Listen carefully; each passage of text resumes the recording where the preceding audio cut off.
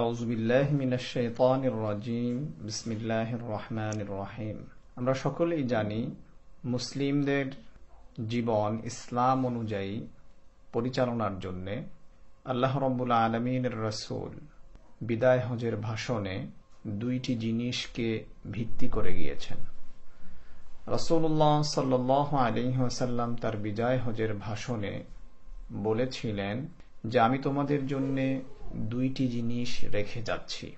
যতদিন তোমরা এই দুইটি জিনিসকে আঁকড়ে থাকবে তোমরা পথভ্রষ্ট হবে না, গোমরাহিতে নিমজ্জিত হবে না। সেই দুইটি জিনিস হচ্ছে পবিত্র কোরআন এবং রাসূলুল্লাহ সাল্লাল্লাহু আলাইহি ওয়াসাল্লামের জীবন আদর্শ তথা হাদিস।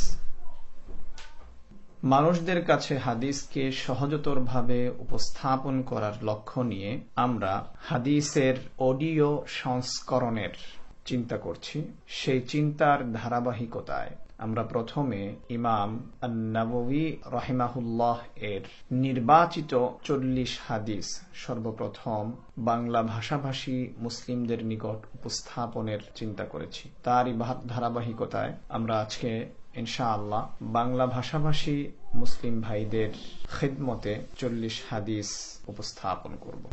হাদিস নাম্বার 1, আমিরুল মুমিনিন আবু হাফস ওমর ইবনে আল খাত্তাব রাদিয়াল্লাহু আনহু হতে বর্ণিত হয়েছে, তিনি বলেছেন, আমি রাসূলুল্লাহ সাল্লাল্লাহু আলাইহি ওয়াসাল্লামকে বলতে শুনেছি, সমস্ত কাজের ফলাফল নির্ভর করে নিয়তের উপর, আর প্রত্যেক ব্যক্তি যা নিয়ত করেছে তাই পাবে। সুতরাং যে ব্যক্তি আল্লাহ ও তার রাসূলের জন্য হিজরত করেছে তার হিজরত আল্লাহ ও তার রাসূলের দিকে হয়েছে, আর যার হিজরত দুনিয়া তথা পার্থিব বস্তু আহরণ করার জন্য অথবা মহিলাকে বিয়ে করার জন্য হয়েছে তার হিজরত সে জন্যে বিবেচিত হবে যে জন্যে সে হিজরত করেছে। হাদিসটি সহিহ আল বুখারীর 1 নম্বর হাদিস এবং সহিহ মুসলিমের 1907 নম্বর হাদিসে বর্ণিত হয়েছে। হাদিস নাম্বার 2, ওমর রাদিয়াল্লাহু আনহু হতে বর্ণিত হয়েছে, তিনি বলেন, একদিন আমরা রাসূলুল্লাহ সাল্লাল্লাহু আলাইহি ওয়াসাল্লামের নিকট বসেছিলাম। এমন সময় হঠাৎ এক ব্যক্তি আমাদের সামনে উপস্থিত হয়, যার কাপড় ছিল ধবধবে সাদা, চুল ছিল ভীষণ কালো, তার মাঝে ভ্রমণের কোনো লক্ষণ পরিলক্ষিত হচ্ছিল না। আমাদের মধ্যে কেউ তাকে চিনতে পারেনি। সে নবী সাল্লাল্লাহু আলাইহি ওয়াসাল্লামের নিকট গিয়ে বসে, নিজের হাঁটু তার হাঁটুর সঙ্গে মিলিয়ে নিজের হাত তার উরুতে রেখে বললেন, হে মুহাম্মদ, আমাকে ইসলাম সম্পর্কে বলুন। রাসূলুল্লাহ সাল্লাল্লাহু আলাইহি ওয়াসাল্লাম বললেন, ইসলাম হচ্ছে এই, তুমি সাক্ষ্য দাও যে আল্লাহ ছাড়া আর কোনো সত্য ইলাহ নেই এবং মুহাম্মদ সাল্লাল্লাহু আলাইহি ওয়াসাল্লাম আল্লাহর রাসূল। সালাত প্রতিষ্ঠা করো, যাকাত আদায় করো, রমাদানে সওম সাধনা করো এবং যদি সামর্থ্য থাকে তবে আল্লাহর ঘরের হজ করো। লোকটি বললেন, আপনি ঠিক বলেছেন। আমরা অবাক হলাম। সে নিজে তার নিকট জিজ্ঞাসা করেছে, আবার নিজেই তার জবাবকে ঠিক বলে ঘোষণা করছে। এরপর বলল, আচ্ছা আমাকে ঈমান সম্পর্কে বলুন। রাসূল সাল্লাল্লাহু আলাইহি ওয়াসাল্লাম বললেন, তা হচ্ছে এই, আল্লাহ, তার ফেরেশতাগণ, তার কিতাব সমূহ, তার রাসূলগণ ও আখিরাতের উপর ঈমান আনা এবং তাকদীরের ভালো মন্দের উপর ঈমান আনা। সে তথা আগন্তুক লোকটি বলল, আপনি ঠিক বলেছেন। তারপর প্রশ্ন করল, আমাকে ইহসান সম্পর্কে বলুন। রাসূল সাল্লাল্লাহু আলাইহি ওয়াসাল্লাম বলেন, তা হচ্ছে এই, তুমি এমন ভাবে আল্লাহর ইবাদত করো যেন তুমি আল্লাহকে দেখতে পাচ্ছ, আর তুমি যদি তাকে দেখতে নাও পাও তবে তিনি তোমাকে দেখছেন। আগন্তুক লোকটি বলল, আমাকে কিয়ামত সম্পর্কে বলুন। রাসূল সাল্লাল্লাহু আলাইহি ওয়াসাল্লাম বললেন, যাকে জিজ্ঞাসা করা হচ্ছে সে জিজ্ঞাসাকারী অপেক্ষা বেশি কিছু জানে না। আগন্তুক লোকটি বলল, আচ্ছা, তার লক্ষণ সম্পর্কে বলুন। রাসূল সাল্লাল্লাহু আলাইহি ওয়াসাল্লাম বললেন, তা হচ্ছে এই: দাসী নিজের মালিককে জন্ম দেবে, সম্পদ ও বস্ত্রহীন রাখালগণ উঁচু উঁচু প্রাসাদে অহংকার করবে, তারপর ওই ব্যক্তি চলে যায় আর আমি আরো কিছুক্ষণ বসে থাকি। তখন তিনি তথা রাসূল সাল্লাল্লাহু আলাইহি ওয়াসাল্লাম আমাকে বললেন, হে ওমর, প্রশ্নকারী কে ছিলেন তুমি কি জানো? আমি বললাম, আল্লাহ ও তার রাসূল অধিক ভালো জানেন। তিনি বললেন, তিনি হলেন জিবরিল, তোমাদেরকে তোমাদের দ্বীন শিক্ষা দিতে তোমাদের কাছে এসেছিলেন। হাদিস নাম্বার ৩। আবু আব্দুর রহমান আব্দুল্লাহ ইবনে ওমর ইবনে আল খাত্তাব রাদিয়াল্লাহু আনহুমা হতে বর্ণিত, তিনি বলেছেন, আমি রাসূলুল্লাহ সাল্লাল্লাহু আলাইহি ওয়াসাল্লামকে বলতে শুনেছি, 5টি জিনিসের উপর ইসলামের বুনিয়াদ রাখা হয়েছে: সাক্ষ্য দেয়া যে আল্লাহ ব্যতীত অন্য কোনো সত্য মাবুদ নেই এবং মুহাম্মদ আল্লাহর রাসূল, সালাত কায়েম করা, যাকাত আদায় করা, আল্লাহর ঘরের হজ করা এবং রমাদানের সওম পালন করা। হাদিসটি বুখারী শরীফের 8 নম্বর এবং মুসলিম শরীফের 21 নম্বর হাদিসে রয়েছে। হাদিস নাম্বার 4। আবু আব্দুর রহমান আব্দুল্লাহ ইবনে মাসউদ রাদিয়াল্লাহু আনহু হতে বর্ণিত হয়েছে, তিনি বলেছেন, রাসূলুল্লাহ সাল্লাল্লাহু আলাইহি ওয়াসাল্লাম, যিনি সত্যবাদী ও যার কথাকে সত্য বলে মেনে নেওয়া হয়, তিনি আমাদেরকে বলেছেন, তোমাদের সকল সৃষ্টি নিজের মায়ের পেটে 40 দিন যাবৎ শুক্র রূপে জমা হওয়ার মাধ্যমে শুরু হতে থাকে। পরবর্তী 40 দিন জমাট বাঁধা রক্ত রূপে থাকে। পরবর্তী 40 দিন মাংসপিণ্ডে রূপ নেয়। তারপর তার কাছে ফিরিস্তা পাঠানো হয়, অতঃপর সে তার মধ্যে রূহ প্রবেশ করায় এবং তাকে 4টি বিষয় লিখে দেওয়ার জন্য হুকুম দেয়া হয়: 1 তার রুজি, 2 তার বয়স, 3 তার কাজ এবং 4 সে কি সৌভাগ্যবান না হতভাগা। অতএব আল্লাহর কসম, যিনি ছাড়া আর কোনো সত্য ইলাহ নেই, তোমাদের মধ্যে একজন জান্নাতবাসীর মতো কাজ করে, এমনকি তার ও জান্নাতের মধ্যে মাত্র 1 হাত ব্যবধান থাকে। এ অবস্থায় তার লিখন তার উপর প্রভাব বিস্তার করে বলে সে জাহান্নামবাসীর মতো কাজ শুরু করে এবং তার ফলে তাতে প্রবেশ করে। এবং তোমাদের মধ্যে অপর এক ব্যক্তি জাহান্নামীদের মতো কাজ শুরু করে দেয়, এমনকি তার ও জাহান্নামের মধ্যে মাত্র 1 হাত ব্যবধান থাকে। এই অবস্থায় তার লিখন তার উপর প্রভাব বিস্তার করে বলে সে জান্নাতবাসীদের মতো কাজ শুরু করে আর সে তাতে প্রবেশ করে। হাদিসটি বুখারী শরীফের 3208 এবং মুসলিম শরীফের 2643 নম্বর হাদিসে বর্ণিত হয়েছে। হাদিস নাম্বার 5।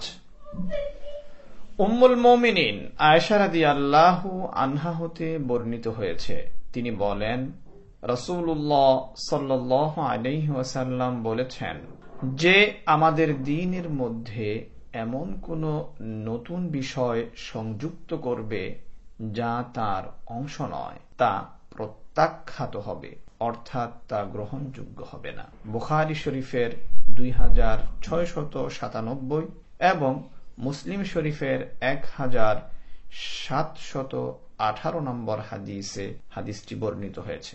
মুসলিমের বর্ণনার ভাষা হলো এই যে, যে ব্যক্তি এমন কাজ করবে যা আমাদের দ্বীনে নেই, তা গ্রহণযোগ্য হবে না, অর্থাৎ প্রত্যাখ্যাত হয়ে যাবে। হাদিস নাম্বার 6।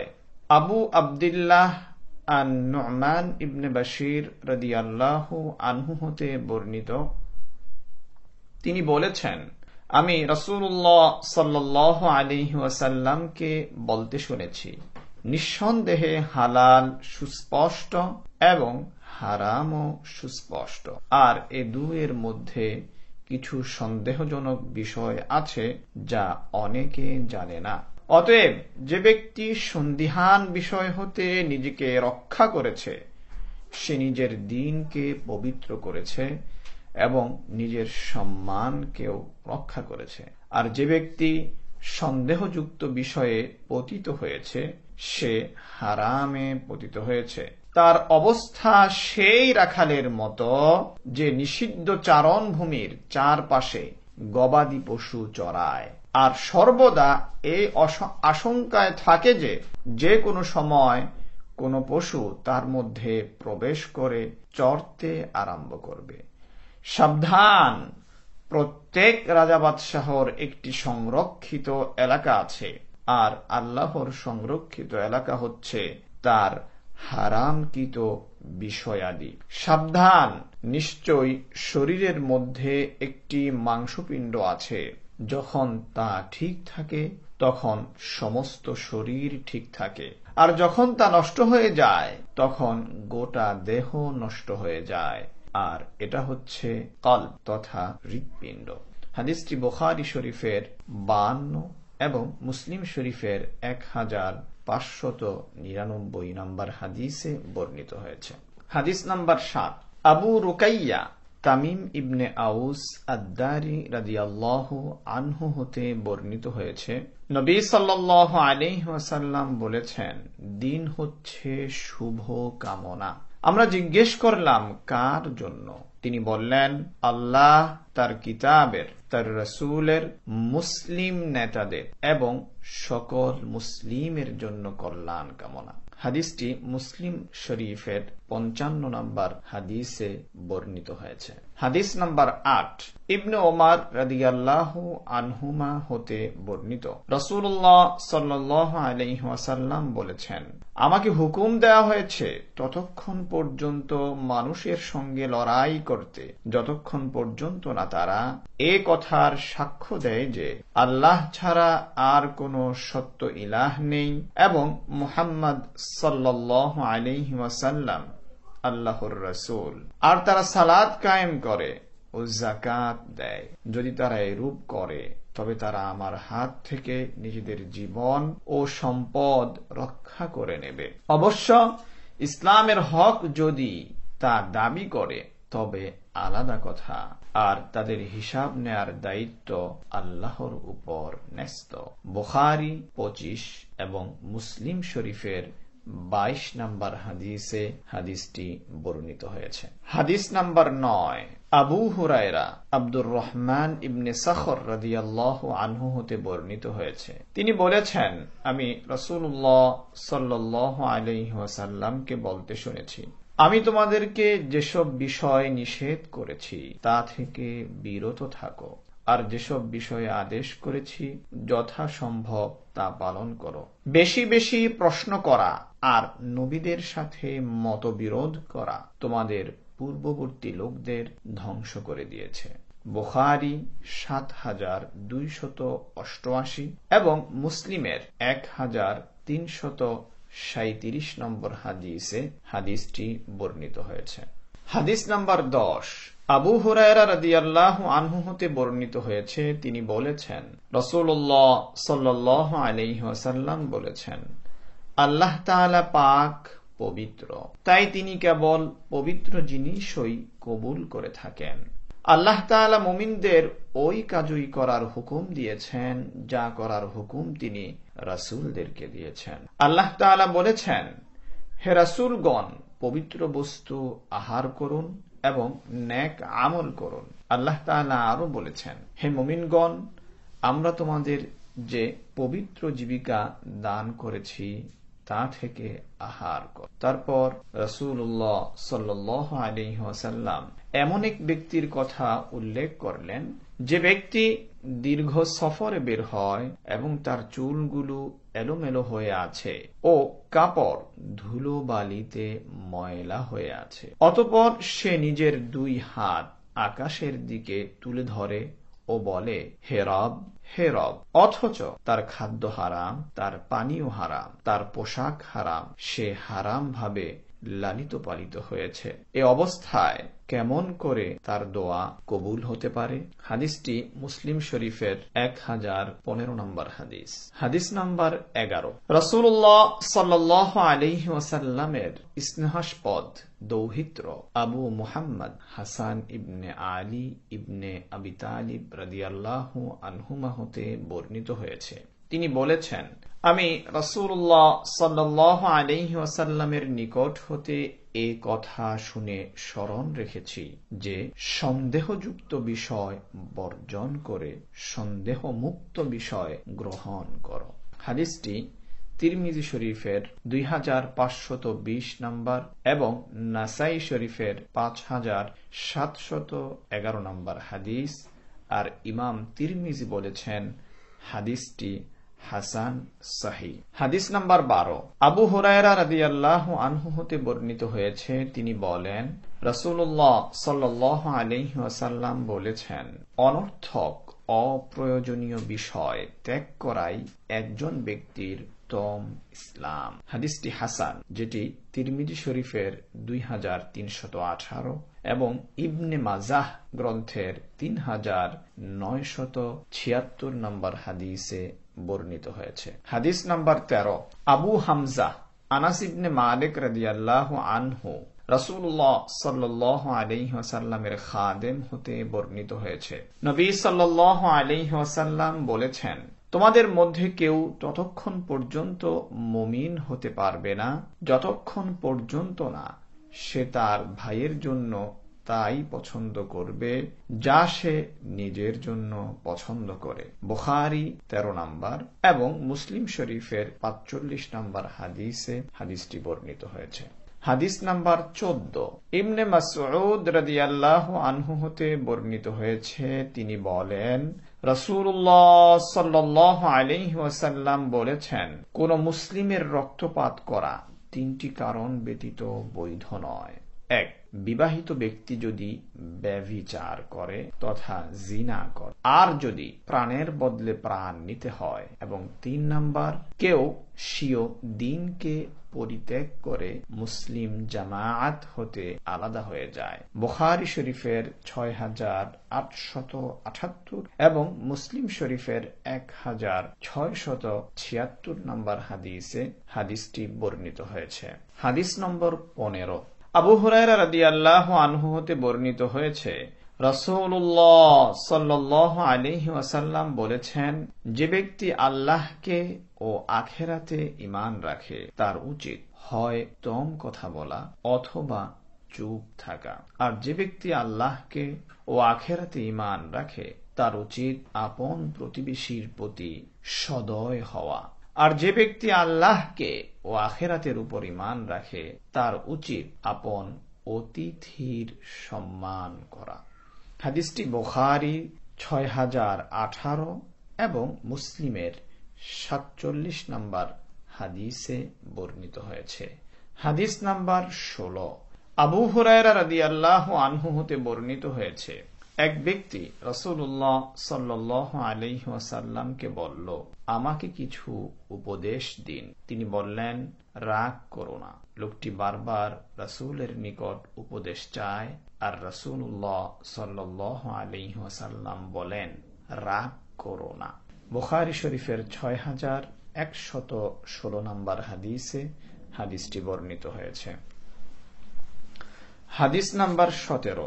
আবু ইয়ালা সাদ্দাত ইবনে আউস রাদিয়াল্লাহু আনহু হতে বর্ণিত হয়েছে, রাসূলুল্লাহ সাল্লাল্লাহু আলাইহি ওয়াসাল্লাম বলেছেন, নিঃসন্দেহে আল্লাহ সমস্ত জিনিস উত্তম পদ্ধতিতে করার বিধান করে দিয়েছেন।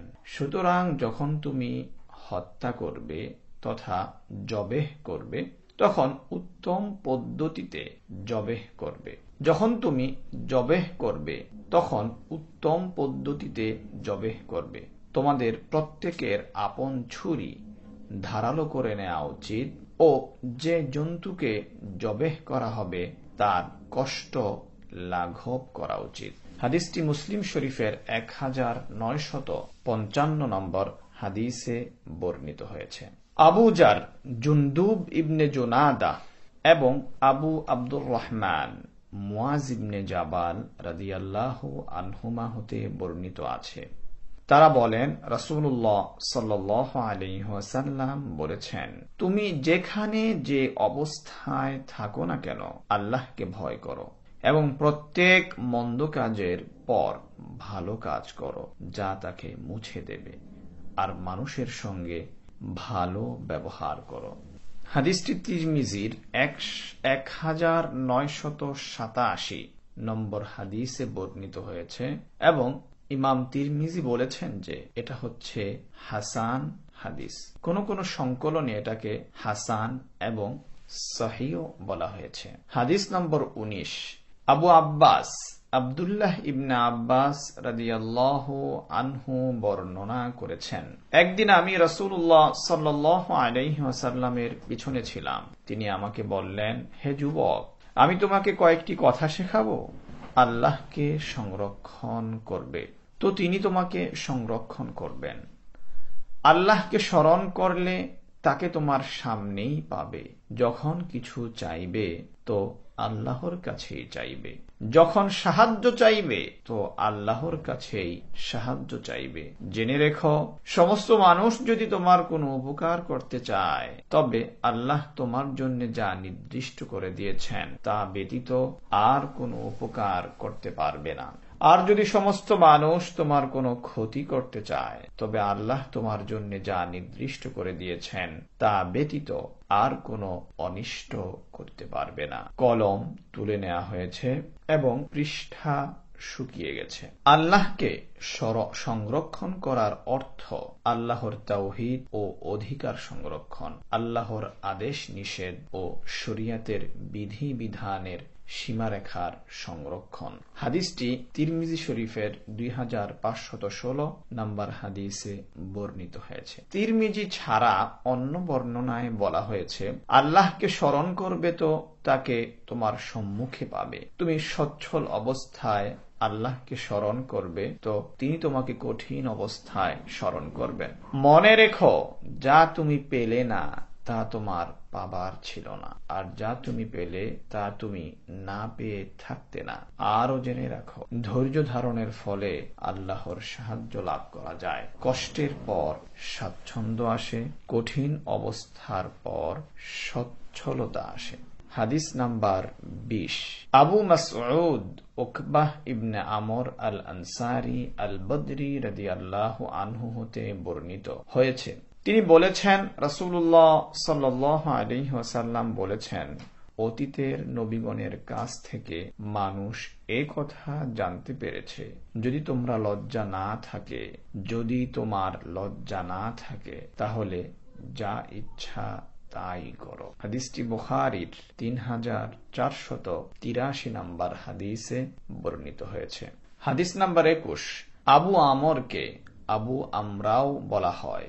সুফিয়ান ইবনে আব্দুল্লাহ হতে বর্ণনা করেছেন, আমি বললাম, হে আল্লাহর রাসূল, আমাকে ইসলাম সম্পর্কে এমন কিছু বলে দিন যেন আপনাকে ব্যতীত আর কারো কাছে কিছু জিজ্ঞাসা করার প্রয়োজন না হয়। তিনি বললেন, বলো, আমি আল্লাহর প্রতি ঈমান এনেছি, তারপর এর উপর দৃঢ় থাকো। মুসলিম শরীফের 38 নম্বর হাদিসে হাদিসটি বর্ণিত হয়েছে। হাদিস নাম্বার 22, আব্দুল্লাহ জাবের ইবনে আব্দুল্লাহ আল আনসারি রাদিয়াল্লাহু আনহুমা হতে বর্ণিত হয়েছে, এক ব্যক্তি রাসূলুল্লাহ সাল্লাল্লাহু আলাইহি ওয়াসাল্লামকে জিজ্ঞাসা করলেন, আপনি কি মনে করেন যদি আমি ফরজ নামাজ আদায় করি, রমজানে রোজা রাখি, হালালকে হালাল বলে ও হারামকে হারাম বলে ঘোষণা করি আর এর বেশি কিছু না করি, তাহলে জান্নাতে প্রবেশ করতে পারবো? তিনি বললেন,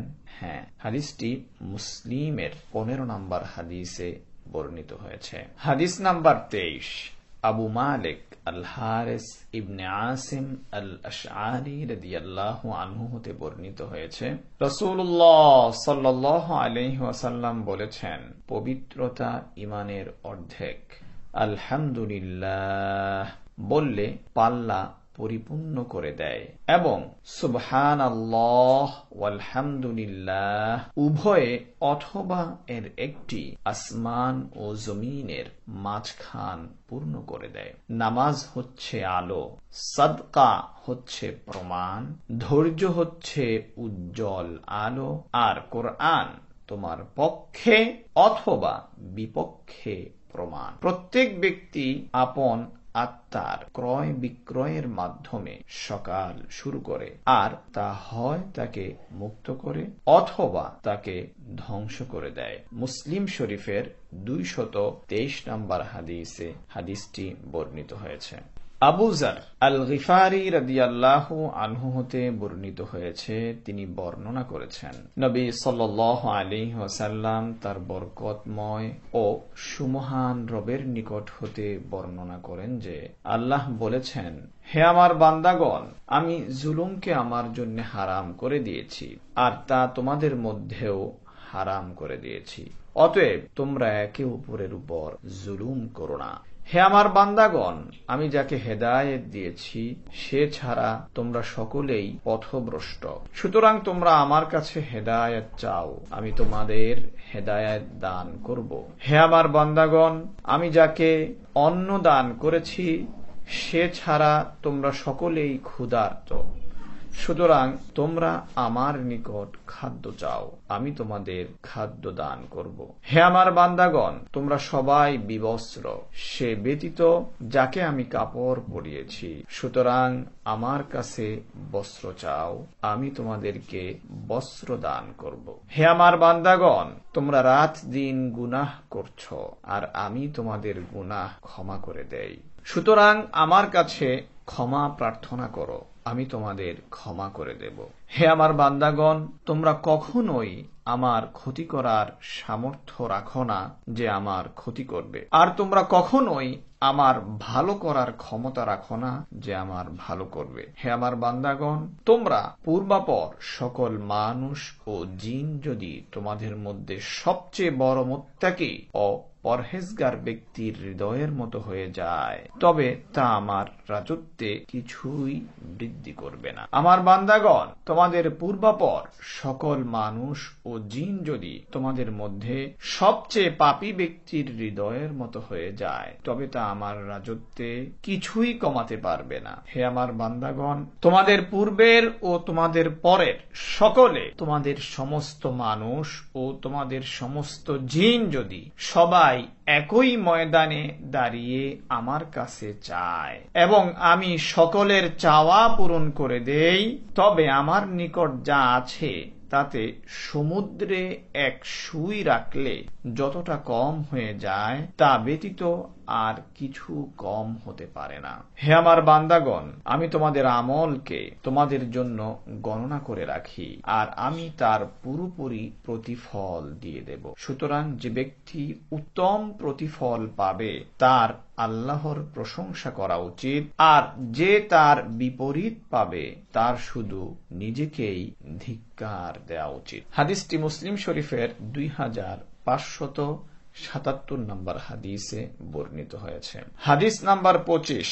আবু যার রাদিয়াল্লাহু আনহু হতে বর্ণিত, রাসূলুল্লাহর কিছু সাহাবী নবী সাল্লাল্লাহু আলাইহি ওয়াসাল্লামকে বলেন, হে আল্লাহর রাসূল, বিত্তবান লোকেরা প্রতিফল ও সওয়াবের কাজে এগিয়ে গেছে। আমরা নামাজ পড়ি, তারাও সেরকম নামাজ পড়ে। আমরা রোজা রাখি, তারাও সেরকম রোজা রাখে। তারা প্রয়োজনের অতিরিক্ত অর্থ সাদকা করে। তিনি বললেন, আল্লাহ কি তোমাদের জন্য এমন জিনিস রাখেননি যে তোমরা সাদকা দিতে পারো? প্রত্যেক তাসবিহ তথা সুবহানাল্লাহ হচ্ছে সাদকা, প্রত্যেক তাকবীর তথা আল্লাহু আকবার হচ্ছে সাদকা, প্রত্যেক তাহমিদ তথা আলহামদুলিল্লাহ হচ্ছে সাদকা, প্রত্যেক তাহলিল তথা লা ইলাহা ইল্লাল্লাহ হচ্ছে সাদকা, প্রত্যেক ভালো কাজের হুকুম দেয়া হচ্ছে সাদকা এবং মন্দ কাজ থেকে বিরত করা হচ্ছে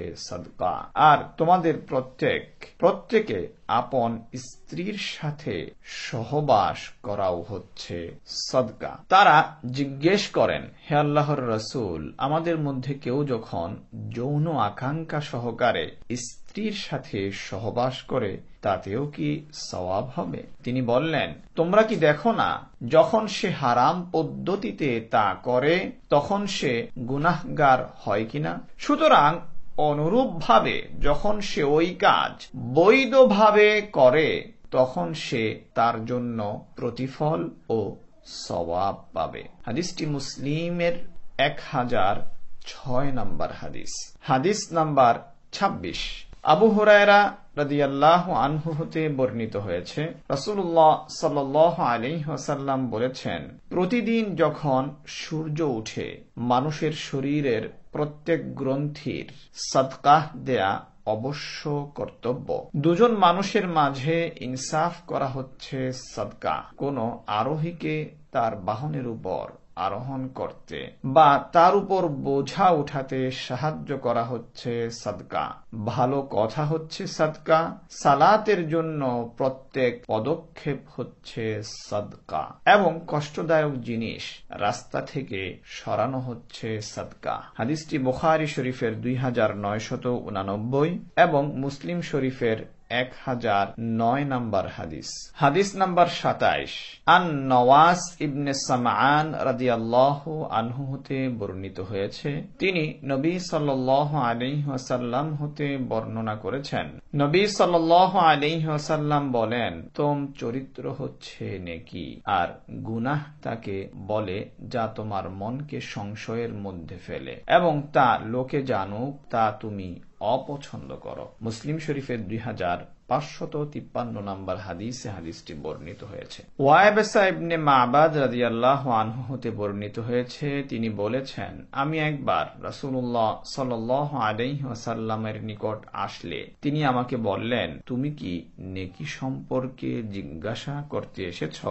আমি বললাম, জি হ্যাঁ। তিনি বললেন, নিজের মনকে জিজ্ঞাসা করো, যা সম্পর্কে তোমার আত্মা ও মন আশ্বস্ত থাকে তা হচ্ছে নেকি, আর গুনাহ হচ্ছে তা যা যদিও লোক তার সপক্ষে ফাতাওয়া দিয়ে দেয় তবুও তোমার আত্মাকে অস্বস্তিতে রাখে ও মনে সংশয় সৃষ্টি করে। এটি হচ্ছে হাসান হাদিস, যা আমি ইমাম নববী বলছেন, যা আমি ইমাম আহমদ ইবনে হাম্বল ও আদ-দারিমির মুসনাদ থেকে উৎকৃষ্ট সনদে উদ্ধৃত করেছি। হাদিস নাম্বার 28।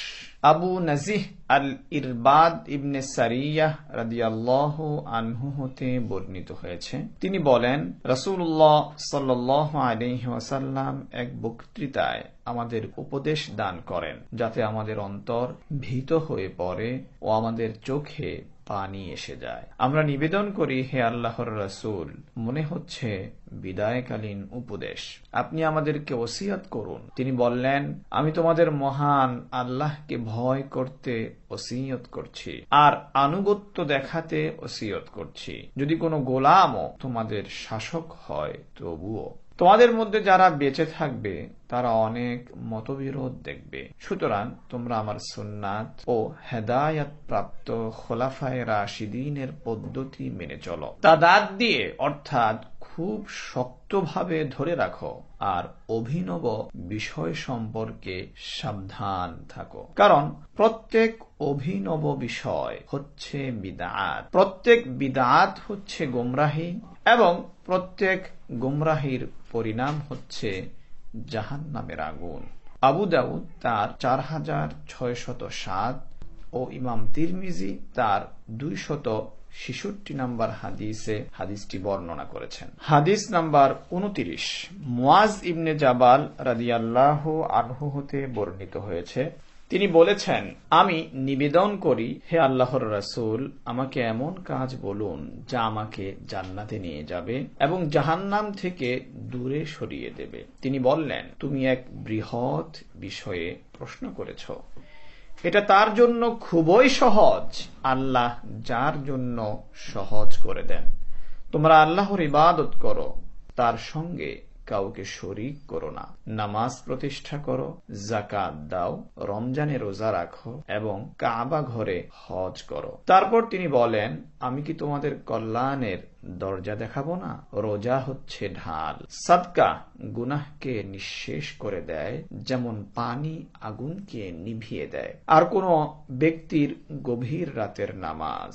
তারপর তিনি পড়েন, তাতাজাফা জুনুবুহুম আনিল মাদাজি' হতে ইয়ালামুন পর্যন্ত আয়াতটি, যার অর্থ হলো তারা শয্যা পরিত্যাগ করে তাদের রবকে ভয়ে ও আশায় ডাকে এবং আমি তাদেরকে যে রিজিক দিয়েছি তা থেকে ব্যয় করে। তাদের কর্মের জন্য যে চক্ষু শীতলকারী প্রতিফল রক্ষিত আছে তা তাদের কেউই জানে না, যা সূরা আস-সাজদার 16 এবং 17 নম্বর আয়াত। তিনি আবার বলেন, আমি তোমাদের কর্মের মূল এবং তার স্তম্ভ ও তার সর্বোচ্চ চূড়া বলবো কি? আমি নিবেদন করি, হে আল্লাহর রাসূল, অবশ্যই বলুন। তিনি বললেন, কর্মের মূল হচ্ছে ইসলাম, তার স্তম্ভ হচ্ছে নামাজ এবং তার সর্বোচ্চ চূড়া হচ্ছে জিহাদ। তারপর তিনি বলেন, আমি কি তোমাকে এসব কিছু আয়ত্তে রাখার জিনিস বলবো না? আমি নিবেদন করি, হে আল্লাহর রাসূল, অবশ্যই বলুন। তিনি নিজের জিভ তথা জিহ্বা ধরে বললেন, এটাকে সংযত করো। আমি জিজ্ঞেস করি, হে আল্লাহর নবী, আমরা যা বলি তার হিসাব হবে কি? তিনি বললেন, তোমার মা তোমাকে হারিয়ে ফেলুক হে মুয়াজ, জিভের উৎপন্ন ফসল ব্যতীত আর কিছু এমন আছে কি যা মানুষকে মুখ থুবড়ে জাহান্নামের আগুনে নিক্ষেপ করে? হাদিসটি তিরমিজি শরীফের 2616 নম্বর হাদিসে বর্ণিত হয়েছে এবং ইমাম তিরমিজি বলেছেন হাদিসটি সহিহ। আবু সালামাহ আল খুশানি জুরসুব ইবনে নাসিব রাদিয়াল্লাহু আনহু বর্ণনা করেছেন, রাসূলুল্লাহ সাল্লাল্লাহু আলাইহি ওয়াসাল্লাম বলেছেন, নিঃসন্দেহে আল্লাহ তাআলা ফরজ সমূহকে অবশ্য পালনীয় করে দিয়েছেন, সুতরাং তা অবহেলা করো না। তিনি সীমা নির্দিষ্ট করে দিয়েছেন, সুতরাং তা লঙ্ঘন করো না, এবং কিছু জিনিস হারাম করেছেন, সুতরাং তা অমান্য করো না। আর তিনি কিছু জিনিসের ব্যাপারে নীরবতা অবলম্বন করেছেন তোমাদের জন্য রহমত হিসেবে, ভুলে গিয়ে নয়, সুতরাং সেসব বিষয়ে বেশি অনুসন্ধান করো না। হাদিসটি হাসান সহিহ, যা আদ-দারা কুতনি নামক গ্রন্থের 184 নম্বর হাদিসে বর্ণিত হয়েছে। হাদিস নাম্বার 31। আবু আব্বাস সাহল ইবনে সাদ আস-সাইদি রাদিয়াল্লাহু আনহু তে বর্ণিত, তিনি বলেছেন, এক ব্যক্তি নবী সাল্লাল্লাহু আলাইহি ওয়াসাল্লামের নিকট উপস্থিত হয়ে বলল, হে আল্লাহর রাসূল, আমাকে এমন কাজ বলুন যা করলে আল্লাহ আমাকে ভালোবাসেন, লোকেরাও আমাকে ভালোবাসে। তখন তিনি বললেন, তুমি দুনিয়ার প্রতি অনুরাগী হবে না, তাহলে আল্লাহ তোমাকে ভালোবাসবেন, আর মানুষের কাছে যা আছে তার ব্যাপারে আগ্রহী হবে না, তাহলে মানুষও তোমাকে ভালোবাসবে। ইবনে মাজাহ নামক গ্রন্থের 4102 নম্বর হাদিস এটি। হাদিস নাম্বার 32। আবু সাঈদ সাদ ইবনে মালিক ইবনে সিনান আল খুদরি রাদিয়াল্লাহু আনহু হতে বর্ণিত, রাসূলুল্লাহ সাল্লাল্লাহু আলাইহি ওয়াসাল্লাম বলেছেন, ক্ষতি করা উচিত নয় আর ক্ষতির সম্মুখীন হওয়াও উচিত নয়। হাদিসটি হাসান। এটিকে ইবনে মাজাহ তার হাদিস নং 2341 নম্বর হাদিসে বর্ণনা করেছেন। হাদিস নাম্বার 33। ইবনে আব্বাস রাদিয়াল্লাহু আনহু হতে বর্ণিত, রাসূলুল্লাহ সাল্লাল্লাহু আলাইহি ওয়াসাল্লাম বলেছেন, যদি মানুষকে কেবল তাদের দাবি অনুযায়ী দিয়ে দেওয়া হয় তাহলে তারা অন্যের সম্পদ ও জীবন দাবি করে বসবে। তবে নিয়ম হচ্ছে দাবিদারকে প্রমাণ পেশ করতে হবে, আর যে অস্বীকার করবে তাকে শপথ করতে হবে। এ হাদিসটি হাসান। এটাকে বাইহাকি ও অন্যান্যগণ এভাবে বর্ণনা করেছেন এবং এর কিছু অংশ সহিহ হাদিসের অনুরূপ। হাদিস নাম্বার 34। আবু সাঈদ খুদরি রাদিয়াল্লাহু আনহু হতে বর্ণিত হয়েছে, তিনি বলেন, রাসূলুল্লাহ সাল্লাল্লাহু আলাইহি ওয়াসাল্লাম বলেছেন, তোমাদের মধ্যে কেউ কোনো অন্যায় দেখলে সে তার হাত দ্বারা প্রতিহত করবে, যদি তা সম্ভব না হয় তবে মুখ দ্বারা প্রতিহত করবে, তাও যদি না করতে পারে তাহলে অন্তর দিয়ে তা ঘৃণা করবে, আর এ হচ্ছে অন্তর দিয়ে প্রতিহত করা দুর্বলতম ঈমান। হাদিসটি মুসলিম শরীফের 49 নম্বর হাদিসে বর্ণিত হয়েছে। হাদিস নাম্বার 35। আবু হুরায়রা রাদিয়াল্লাহু আনহু হতে বর্ণিত হয়েছে, তিনি বলেন, রাসূলুল্লাহ সাল্লাল্লাহু আলাইহি ওয়াসাল্লাম বলেছেন, পরস্পর হিংসা করো না, একে অপরের জন্য নিলাম ডেকে দাম বাড়াবে না, পরস্পর বিদ্বেষ পোষণ করবে না, একে অপর থেকে আলাদা হয়ে যেও না, একজনের ক্রয়ের উপর অন্যজন ক্রয় করো না। হে আল্লাহর বান্দাগণ, পরস্পর ভাই ভাই হয়ে যাও। মুসলিম মুসলিমের ভাই, সে তার উপর জুলুম করে না এবং তাকে সঙ্গীহীন ও সহায়হীন ভাবে ছেড়ে দেয় না, সে তার কাছে মিথ্যা বলে না ও তাকে অপমান করে না। তাকওয়া হচ্ছে এখানে। তিনি নিজের বুকের দিকে 3 বার ইশারা করেন। কোন মানুষের জন্য এতটুকু মন্দ যথেষ্ট যে সে আপন মুসলিম ভাইকে নীচ ও হীন মনে করে। এক মুসলিমের রক্ত, সম্পদ ও মান সম্মান অন্য মুসলিমের জন্য হারাম। হাদিসটি মুসলিম শরীফের 2564 নম্বর হাদিসে বর্ণিত হয়েছে। হাদিস নাম্বার 36।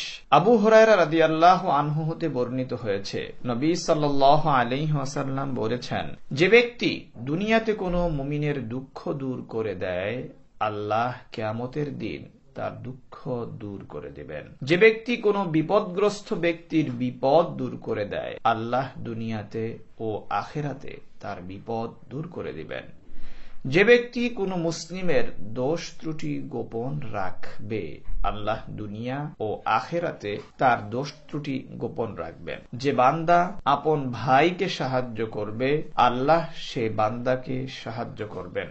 যে ব্যক্তি জ্ঞান অর্জনের জন্য কোন রাস্তা গ্রহণ করে, তার ওসিলায় আল্লাহ তার জন্য জান্নাতের রাস্তা সহজ করে দিবেন। যে লোক আল্লাহর ঘর সমূহের মধ্যে কোন ঘরে অর্থাৎ মসজিদে সমবেত হবে, কোরআন পড়বে, সকলে মিলিত হয়ে তার শিক্ষা নেবে ও দেবে, তাদের উপর অবশ্যই প্রশান্তি অবতীর্ণ হবে, রহমত তাদের ঢেকে নেবে, ফেরেশতাগণ তাদের ঘিরে থাকবে, আর আল্লাহ তাদের কথা এমন সকলের মধ্যে উল্লেখ করবেন যারা তার কাছে উপস্থিত। যে ব্যক্তি তার আমলের কারণে পিছিয়ে পড়বে, তার বংশ পরিচয় তাকে এগিয়ে নিয়ে যেতে পারবে না।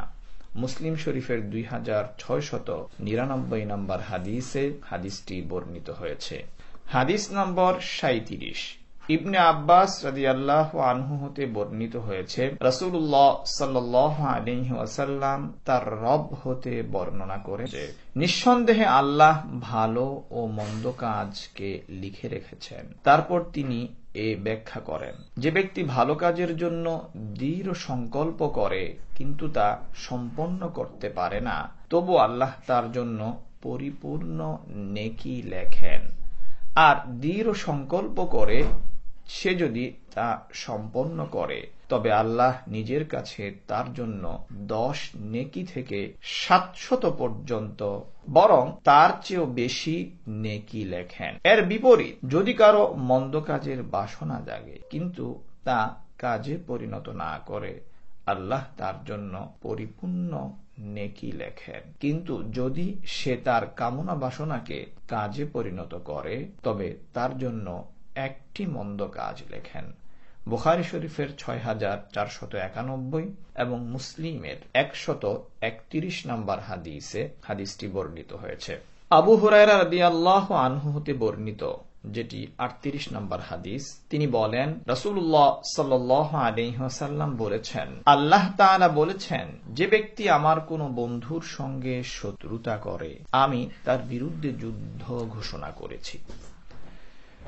আমি যা তার উপর ফরজ করেছি, আমার বান্দা তা ব্যতীত অন্য কোনো পছন্দসই জিনিসের দ্বারা আমার অধিক নিকটবর্তী হতে পারে না।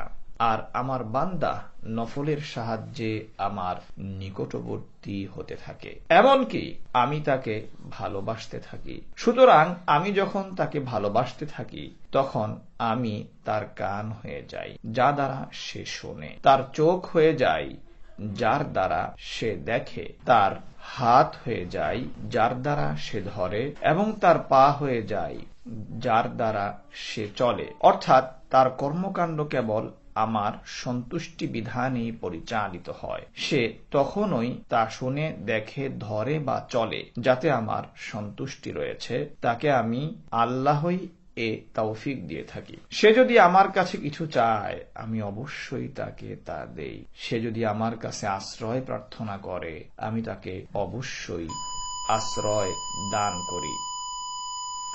হাদিস নাম্বার ৩৯।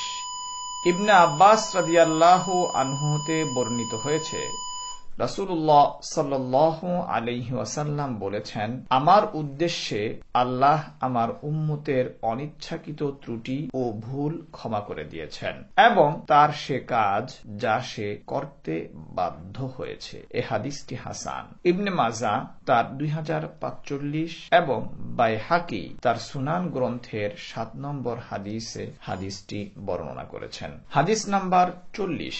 ইবনে ওমর রাদিয়াল্লাহু আনহুমা হতে বর্ণিত, তিনি বলেন, রাসূলুল্লাহ সাল্লাল্লাহু আলাইহি ওয়াসাল্লাম আমার কাঁধ ধরে বললেন, দুনিয়াতে অপরিচিত অথবা ভ্রমণকারী মুসাফিরের মতো হয়ে যাও। ইবনে ওমর রাদিয়াল্লাহু আনহুমা বলতেন, সন্ধ্যাবেলায় উপনীত হলে সকালের অপেক্ষা করো না, আর সকালে উপনীত হলে সন্ধ্যার অপেক্ষা করো না। অসুস্থতার জন্য সুস্থতাকে কাজে লাগাও, আর মৃত্যুর জন্য জীবিত অবস্থা থেকে পাথে সংগ্রহ করে নাও। হাদিসটি বুখারী শরীফের ৬৪১৬ নম্বর হাদিস। আমরা মহান আল্লাহ রাব্বুল আলামিনের নিকট প্রার্থনা করব, দোয়া করব, আল্লাহ তাআলা যাতে করে আমাদের শ্রবণকৃত এই ৪০টি হাদিসের উপর আমল করে আল্লাহ রাব্বুল আলামিনের সন্তুষ্টি অর্জনের তৌফিক দান করেন এবং আমাদের ব্যক্তিগত জীবন, পারিবারিক জীবন, সামাজিক জীবন এবং আমাদের রাষ্ট্রীয় জীবনে এই হাদিসগুলোর প্রয়োগের মাধ্যমে আমাদেরকে সুখী, সমৃদ্ধশালী একটি জীবন পদ্ধতি গ্রহণের তৌফিক দান করেন। আমিন। ওয়া আখির দাওয়ানা আনিল হামদুলিল্লাহি রাব্বিল আলামিন। আসসালামু আলাইকুম ওয়া রাহমাতুল্লাহি ওয়া বারাকাতুহু।